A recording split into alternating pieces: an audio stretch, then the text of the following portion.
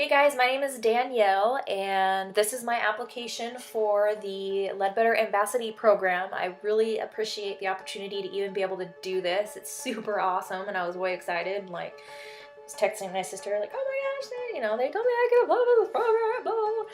So anyways, here's my application and I really appreciate your consideration. Well, I can tell you right off the bat that the way I learned about the company was I was going through Instagram, just looking through pictures of the people I follow, and a Beachbody coach had posted a photo of the fun things that she likes to give away to her challengers, and my eye went directly to some of the headbands that she had in the picture. So I asked her where she got those, and she said from Ledbetter Inc. Automatically, from just the quick glance that I initially got of the headbands that she had posted, I absolutely fell in love with them from that very instant. So I guess just in general what sparks my interest is just I love the product, I love the colors, I love the patterns, I love the way they look, especially with the headbands, the different ways that you can wear them. I love the socks, I love the shirts, I just love everything about them. And I absolutely love the logo. I don't normally wear the headbands like this. I like to wear them so that the logo shows, especially when I'm wearing them out in public. Because I don't know, there's just something about the logo that it's strong and I don't know, I just love it. And so I would say in general, that is what sparks my interest. At this point, you would see me working out at home. I have been a full-time student for the last 2 years. I've been going to school to become a physician assistant. The most insane probably time of my life, the most time consuming. And so I haven't had a job. I've been living off student loans and I haven't had, I have no time, I have no money to go to the gym. And so I started investing in some home workouts. I really like to do a lot of high intensity training. I love lifting weights, and so I'd like to do a little bit of everything. And then recently I've fallen in love with Pyo, which is really weird because I'm not normally a Pilates yoga person, but so you'd probably see me doing my home workouts, getting my sweat on. When the weather's nice, I do like to go bike riding. I grew up as a river rat, so I like to go wakeboarding and swimming and be in the water and on the beach. And if I can get groups of people together, I love playing softball. I used to play, all growing up, I played softball, fast pitch. And then as an adult, I played in a co-ed slow pitch softball league. So I like to do that in the summer times. Wintertime, I'm not really much of a winter sport person because I'm a total wuss and I like to be warm. And a couple times I've gone snowboarding, I was so afraid of getting hurt that I'm horrible at it. The second time I went out, I split my lip open, so now I'm a total baby. But so on a day-to-day basis, I work out at home at this point. My goal though is to get back out to the gym because I like the relationships that you can build and I like class workouts. I like being around people because I think that when I'm training around other people, their energy pushes me to be better, and so I get a better workout. Not just at home by myself. I'm I'm tired of this stuff. So anyways, that's what you would find me doing. I really try and find something about an individual that I can relate to on their level. And so I think one of my greatest strengths is just being able to connect with just about anybody. I work in the medical field, and so I tend to see people when they're at their worst, and I really try and find ways to connect with them, to make them feel a little bit more at ease. I try to present myself in a way that's approachable, and so they feel like they can connect with me, they can talk to me, they can relate to me. I always try and find a way in high-stress situations to kind of bring the level down a little bit and help people calm down. Humor's not always appropriate in every situation, but a lot of times if you can get somebody to laugh or smile, it helps to ease their nerves a little bit. Another one of my strengths is that I'm just a highly adaptable person. I think that no matter what situation is presented to me, I can find a way to either make it work, to make myself fit in. it's something that I've always been able to do, but just in the last 2 years with school, it's something that I've really had to do. I mean, it's a skill that I've really developed. We had to do 4-week rotation, so it's like every 4 weeks we're going somewhere new, going to a new town, having to get up and move and stay somewhere where you don't know anybody, and you're going into these clinics where you don't know anybody, and you're having to take care of patients and build trust in a very short amount of time. Staff in these clinics where you're coming in as a student, number one, and so it's like, who is this person? But you're only there for a short amount of time, and so it's really important to be able to connect to those people, to connect to the patients. You have to be able to build trust very quickly, and I feel like that's a strength that I have. I would say the last really noteworthy strength that I have is just being able to get the job done.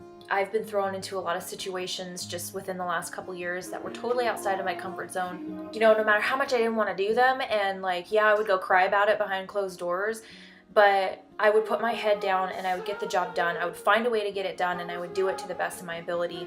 I'm not the type of person that's ever shied away from a difficult situation. Physician assistant school is just one huge example. It's a very accelerated program. It's a lot of information to learn in a very short amount of time, and you're constantly put outside of your comfort zone. You're going out and seeing patients, and you're doing, procedures and exams that are totally uncomfortable for you and for the patient, but you just have to go out and do it because there's no other way to learn other than just doing it.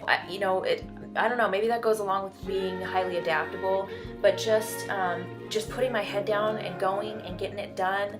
I'll cry about it later, but man, if it's in front of me right now, I will figure out a way to do it, and I will do it to the best of my ability. The community is a very important concept to me in the literal and the figurative sense. That sort of trickles down in every aspect of my life. So in my career, it's important for me to work in a strong clinic. It's always been important to me to give back to my community that I live in. And so I would say the 3 most critical things that I believe make up a strong community are, number one being communication. I think communication skills among individuals is very critical, and that includes, in times where some underlying issue occurring between 2 individuals, it's very important for them to talk about it. And if there's something going on that you're not comfortable with, it's very important to communicate with the appropriate people in order to get that resolved. If you're not able to communicate, it sort of brews this underlying stress, and there's all these weird feelings that happen and all these contentions, and it just doesn't make for a very productive environment for anybody. It ends up being this really negative and toxic environment. And so communication is very important, but that also includes, when there's something positive going on, letting people know that you appreciate them. The second thing I think that makes up a very strong community is a level of selflessness in the individuals who make up that community, and that includes being able to give of your time. When you see that someone needs something or needs help or needs an extra hand, and you have the capability or the ability or the resources to be able to provide that for the individual, give up a Saturday to go and help clean up a house, to go help at a soup kitchen, to go volunteer at a health clinic. I think that those are important not only for the individuals in need, but it's important just to build character, and it helps inspire people. It gives back to the community, it gives back to the people in need, but it also helps you just yourself feel like a better person. I mean, as an individual who suffers from depression, when I can go out and give my time, to people that really need it, it does something for my soul. It really, it just, there's, I don't think that there's anything that's comparable to that. And so I think that's a very important thing, is to be able to be selfless and giving within your community. So the third thing that I believe really makes up a strong community is having a sense of cohesiveness, or having sort of a similar goal and being able to work towards that goal. Being able to identify the strengths that other people have, and utilizing those strengths in order to come together and work towards that goal, I think is very important in building a strong community. Some of the most critical things to leading any group, any type of group at all, and being a successful leader, is that you have to walk the walk and talk the talk. It's not about telling people what needs to be done. A lot of times it's setting the example.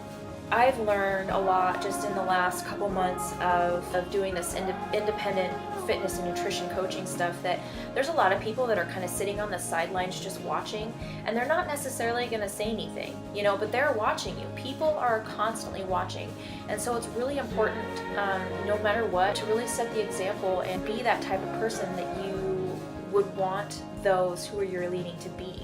Is just to set the example and actually put into action the things that you are attempting to lead those individuals to do.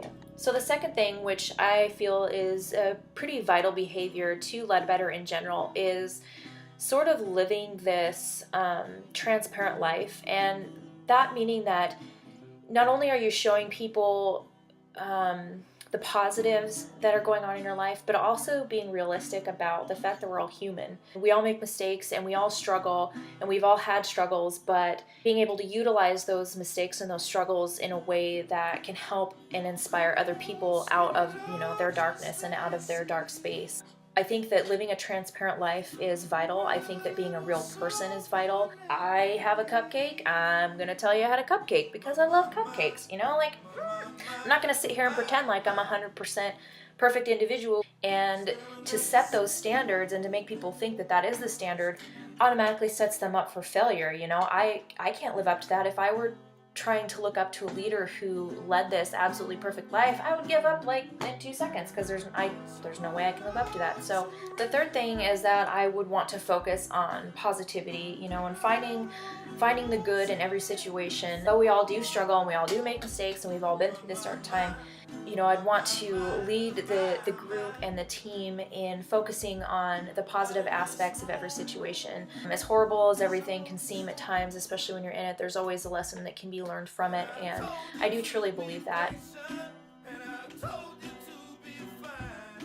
If I were out wearing my headband, drenched in sweat, and looking like a freaking rock star, and someone asked me about my headband, which has actually happened before, I know. I tell them, I got it from this awesome store. It's ledbetterstore.com. I can write the address down for you, and you need to go there and get these headbands because they're awesome. You can wear them all these different ways. Go to YouTube, and there's some really great tutorials that show you all the different ways that you can wear them. They also sell socks too, if you love socks, and shirts and hats and like all kinds of stuff. But this is also a group of people that, not only do they have awesome stuff that you can buy and rock, but it's also a group of people that I love everything that they stand for. So that's what I would say.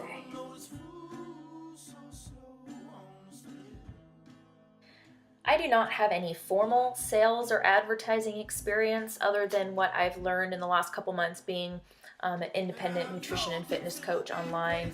So, I've made videos on Instagram. That's about the extent of it. So any tips you guys have, I would love to hear. So same goes for my social media marketing and professional networking experience. I do not have any professional experience with any of that stuff other than just doing what I've been doing as a normal, regular person, and that's sort of been trial and error for me. So again, any training you want to send my way, I would gladly accept.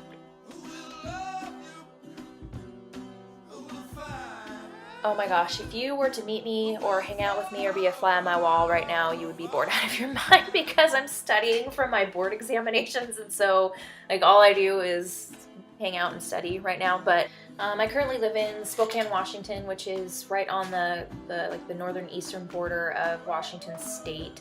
It's about 15 minutes away from the Idaho border. The city is about, I think there's over 200,000 people. It's got a pretty good music scene. I moved up here for school. I'm actually from a little town in Idaho called Lewiston, which is about 2 hours south of here. But when I'm not studying and being a total loser and sitting around reading textbooks, usually out. I love going out and listening to music, live music.